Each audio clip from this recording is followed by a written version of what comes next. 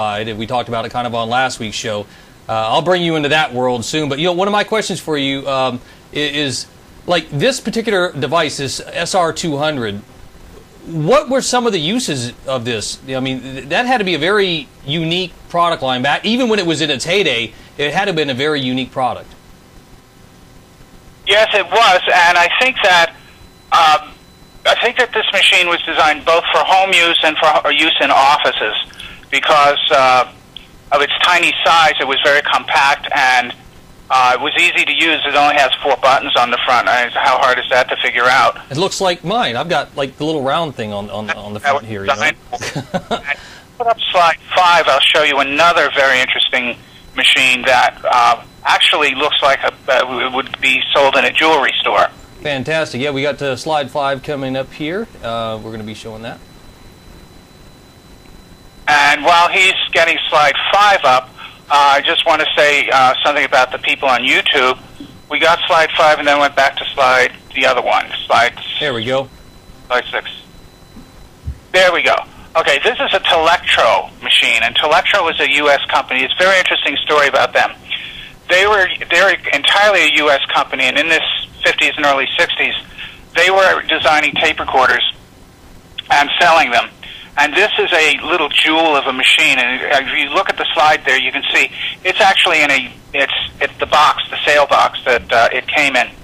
And this would be put on display in a store rather than just the tape recorder. The box itself was part of the selling point for the product because it was meant to look like it was a really high-end machine. Now, this little gem runs on 10.5 volts, which is unusual, uses 3-inch reels, has 2 speeds, AC bias, which is very unusual in one of these early tape recorders, and it just sounds absolutely wonderful. And if you can see on the very side there's a little blue stripe on the right side. That's actually the microphone that snaps into the handle, and you pop it out of the handle, you dictate or do what you want with it, and then you can store it in the handle. It's a really nice machine. Now, the sad thing about Telectro was that they failed in the market because the Japanese influx of machines just really outdid them. But Emerson Radio, and I'm sure we've all heard of Emerson, they picked them up and they carried the Telectro line and the design well into the 1960s. So it was kind of a sad thing that they kind of had to close, but it was a happy thing that Emerson saved them. Yeah, and there's one thing I wanted to point out about what you said there for the folks who are watching this who may not be tape recorder aficionados. There are 2 designs that you can have for recording tape, and basically it's AC or DC bias, which is the DC bias is inferior in almost every way. So among tape recorder aficionados, there's a saying, AC bias good, DC bias bad. Yeah, and even speaking of reels, I mean, we've got cool dude Clem in the chat room right now, and absolutely, he's asked, is it okay to record our show? Absolutely, and he's actually doing it on his Akai reel right now. So applaud out to that, using older technologies to get these newer shows out to you. We're going analog, man. This is it's scary. Is a great fan and a great friend. We correspond back and forth, and he's got some wonderful videos up on YouTube. This guy, he really knows his stuff. Yes, he does, and he's an electronic genius, and someday he's going to rewire the world, and because he puts his projects up there. So that's very cool. Talk a little bit about. Let's get back to some of the products at your website. The website is ClydeSight.com or ClydeSightProductions.com, and you can follow the link. That'll be up right after the show, or just type it in and remember it. And you've got to check it out because let me tell you a little bit more about ClydeSight. The guy is he composes music and records it. He has put out how many CDs and cassettes have you put out? CDs and 1 cassette, but one of the cassettes is actually a cassette version of the CD, or rather the other way around. Exactly. He's also an author, and there are also MP3s. He's also an author, and he's written a very interesting science fiction novel, which I've been promising to read for a while now and haven't got a chance to do it. I'm sorry. But for the little bit that I have read, it is wonderful. In his past lives, he was a pipe organ tuner and builder. And on top of that, he is a great web designer and makes all these really interesting programs that work on your subconscious. You've got to check it out at ClydeSight.com. And it's down if you've been watching the little scrollers at the bottom of the screen.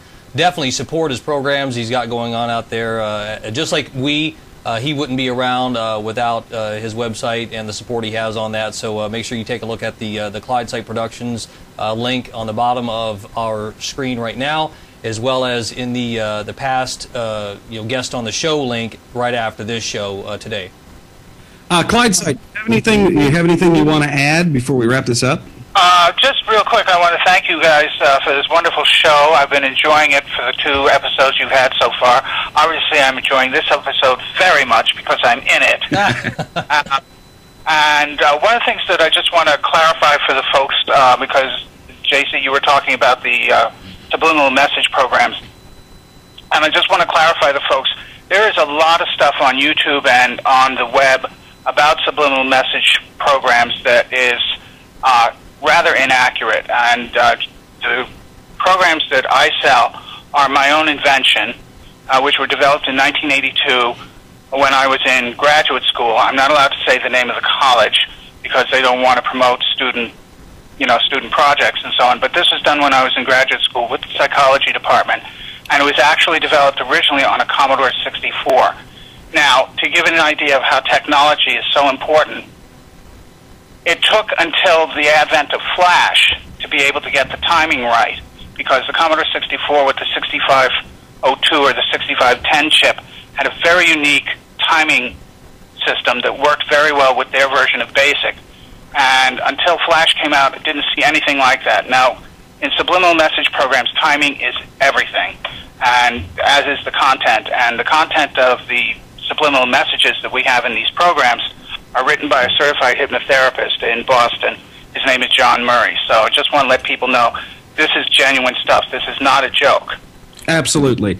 And I wanted to tell anybody who just logged into the show and missed it, come up on the end of the interview here, say, hang around. We got more great stuff coming along. And don't forget that shortly after the end of the show, it will be available on Ustream. You can just watch it again. It's on demand 24 hours a day. That is true. Oh, go ahead, Scott. No. I certainly want to thank ClydeSight for being on the show today. I mean, just some of the technologies out there. I mean, this MR511 that we have on the screen right now. I mean, you hit on one of the topics, and that was packing, right? I mean, you see a lot of packages out there right now, and Apple's notorious for this, right? So they do a lot of great job on making sure that not only the product is fancy and sexy, but the box around it is also sexy. But when you look back how old the MR511 is, and you look what Apple's doing now, it's not that Apple created something new and they're doing something innovative.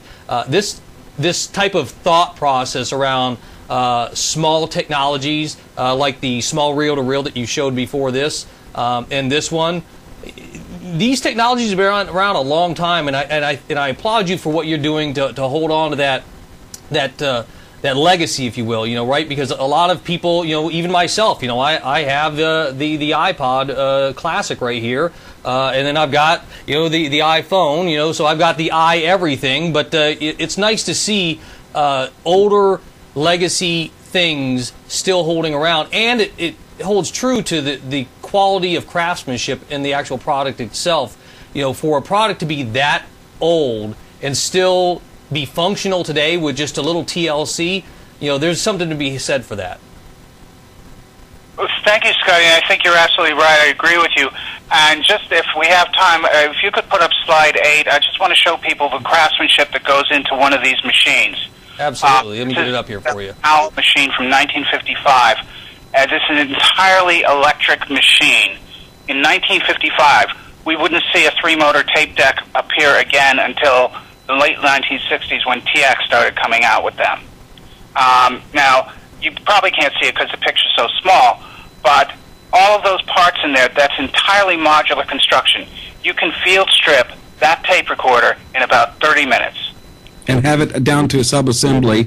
And if you want to see that, don't forget that you can go to ClydeSight.com and scroll down the page, and there's a link there to ClydeSight's wonderful YouTube page where there are lots of videos about every machine that we've talked about today, and you can get into the insides of the machine. Yeah, and if you don't want to write it down, or you have no paper, or you're just sitting in front of a keyboard and you're too lazy to hit the buttons, don't have to worry about that. We will put the link for ClydeSight's website on ours right after the show. You'll find it in the past show guests area, and there'll be a direct link to them right there.